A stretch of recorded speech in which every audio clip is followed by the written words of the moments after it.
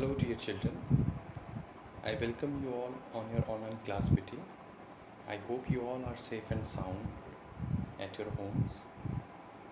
Dear children, uh, we have been discussing Unit 4 Subject Verb Concord from your English practice book.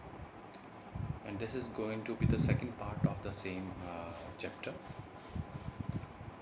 In previous video, we discussed about the first three rules of subject verb concord, right? Now, let us go for the fourth one. Fourth rule is that that this singular verb is used with indefinite pronouns as everybody, anybody, somebody, anyone, someone, everything, nothing. जितने भी हमारे indefinite pronouns होते हैं, indefinite pronouns, उन सब के साथ में हम लोग हमेशा सिंगुलर वर्ब का ही यूज़ करते हैं, राइट? सिंगुलर वर्ब का यूज़ करेंगे, जैसे everybody, anybody, somebody, anyone, someone, everything, nothing, ठीक है? ऐसे ही बहुत सारे और भी, एनीवन, नो वन, समवन, ठीक है? ये सब जितने भी इनको बोलते हैं इंडेफिनिट प्रोनाउन, और इनके साथ में हमेशा वर्ब की फर्स्ट फॉर्म का यूज़ किया। फर्स्ट फॉर्म जैसे यहाँ पे देखिए, someone has taken my pen. Your subject is someone, right? Your subject is someone, मतलब किसी ने। अब किसने लिया है, that we don't know. That is why it is called indefinite pronoun. Someone subject है और इसके साथ में हेल्पिंग वर्ब यूज़ किया, दैट इज हैज़। ये समवन सब्जेक्ट है और ये सिंगुलर सब्जेक्ट है, तो वर्ब भी हमारी कौन सी यूज़ हुई, singular, has. Everybody singular subject है, तो वर्ब भी कौन सी यूज़ हुई, सिंगुलर। ओके, तो जितने भी आपने ये याद रखना है हमेशा बेटा, इंडेफिनिट प्रोनाउंस के साथ में हम लोग हमेशा सिंगुलर वर्ब का ही यूज़ करते हैं, और ये सारे इंडेफिनिट प्रोनाउंस हैं जो भी हैं, ठीक है? इनके अलावा जैसे समवन, नो वन, ठीक है, इनका भी यूज़ होता है। Everyone, everybody, somebody, nobody, everything, nothing, something, जो भी है, इन सब के साथ में सिंगुलर। फोर्थ रूल के बाद फिफ्थ रूल है, if two subjects are connected with, as well as, along with, together with, accompanied by, led by, in addition to, verb is used according to first subject. ये थोड़ा सा tricky है, थोड़ा be attentive आप। ये कहता है अगर दो सब्जेक्ट्स आर कनेक्टेड विद, दो सब्जेक्ट्स कनेक्टेड हैं किससे, as well as, along with, together with, accompanied by और led by, in addition to, अगर इनसे कनेक्टेड हैं, दो सब्जेक्ट्स अगर इनसे कनेक्टेड हैं, तो वर्ब जो यूज़ होगी वो फर्स्ट सब्जेक्ट के अकॉर्डिंग यूज़ होगी, फर्स्ट सब्जेक्ट। जैसे यहाँ पे देखिए, he as well as his friends is coming to party, दो सब्जेक्ट्स हैं यहाँ पे, ही और हिज फ्रेंड्स, राइट? और इन दोनों के बीच में है ये एज वेल एज। तो मैंने बोला दो सब्जेक्ट्स अगर एज वेल एज से कनेक्टेड हैं तो वर्ब किसके अकॉर्डिंग यूज़ होगी, फर्स्ट के अकॉर्डिंग। फर्स्ट है आपका, फर्स्ट सब्जेक्ट है ही है सिंगुलर सब्जेक्ट, तो सिंगुलर सब्जेक्ट के अकॉर्डिंग सिंगुलर वर्ब। ओके, ये देखिए सेकंड में देखिए, दे, एक सब्जेक्ट दे, along with हर, एक सब्जेक्ट ये है दे, दूसरा सब्जेक्ट हर, राइट? और ये दोनों कनेक्टेड हैं एज इसे along with से, तो वर्ब यूज़ होगी फर्स्ट सब्जेक्ट। फर्स्ट सब्जेक्ट हमारा प्लूरल है, तो प्लूरल के अकॉर्डिंग हमारी प्लूरल वर्ब। दे क्योंकि प्लूरल सब्जेक्ट है, वे बहुत सारे हैं, तो आर। ओके, एक और एग्जांपल मैं दे रहा हूँ आपको, फॉर एग्जाम्पल,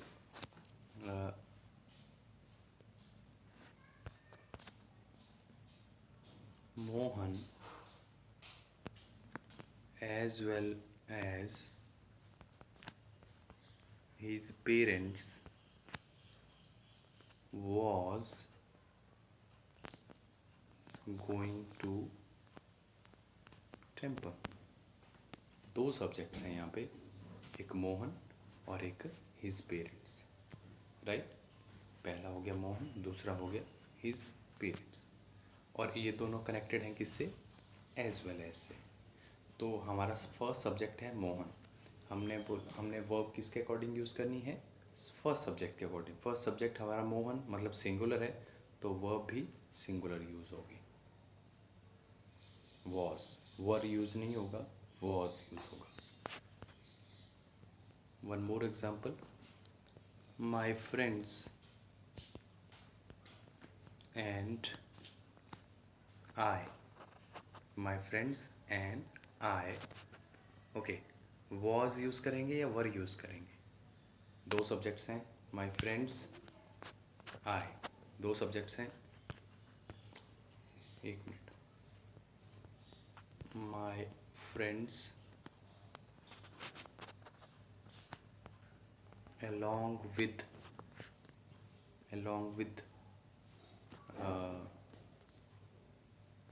our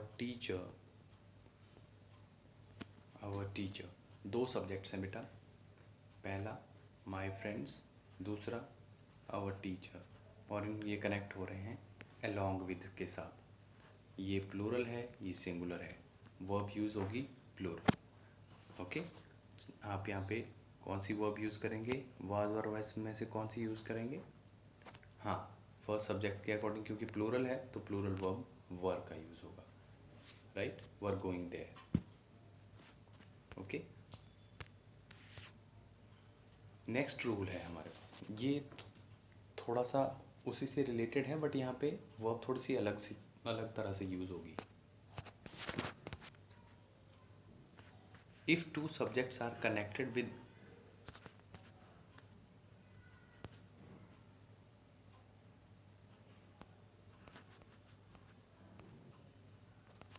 हाँ, if two subjects are connected with neither nor, either or, not only but also, or, the verb is used according to second subject। अगर दो सब्जेक्ट्स जुड़े हैं किससे, नीदर नॉर, ईदर और, like neither dash dash dash nor, either dash dash dash nor, not only dash dash dash but also, या और, तो verb जो यूज़ होगी वो होगी सेकंड सब्जेक्ट के according use, right. Please remember this rule, these are very important. Neither he nor his friends are coming to party. Neither he, first subject है हमारा ही, दूसरा सब्जेक्ट है his friends, right. Neither he nor his friends second subject के according use होगी, तो second subject हमारा friends, मतलब ये प्लूरल सब्जेक्ट है, तो प्लूरल सब्जेक्ट के अकॉर्डिंग आर, इज़ का यूज़ नहीं होगा, आर का यूज़ होगा, ओके। सेकंड सेंटेंस देखते हैं, not only they but also their sister is going to home. तो not only they, first subject ये है, सेकंड सब्जेक्ट ये है, तो वर्ब किसके अकॉर्डिंग यूज़ होगी, सेकंड सब्जेक्ट के अकॉर्डिंग। सेकंड सब्जेक्ट सिंगुलर है तो इस, ओके। आपको जस्ट लर्न क्या करना है, आपको लर्न करने पड़ेंगे ये वाले जो वर्ड्स हैं ये, राइट, ओके। ये थोड़े से ट्रिकी हैं, तो वर्ब इनके सेकंड सब्जेक्ट के अकॉर्डिंग यूज़ होगी, और इसमें आपको ये वाले लर्न करने पड़ेंगे, वर्ब इसमें फर्स्ट सब्जेक्ट के अकॉर्डिंग यूज़ होगी, राइट। तो ये जो 3 रूल्स हमने आज डिस्कस किए, इन रूल्स को आपने अच्छे से इनकी प्रैक्टिस करनी है बेटे, ओके।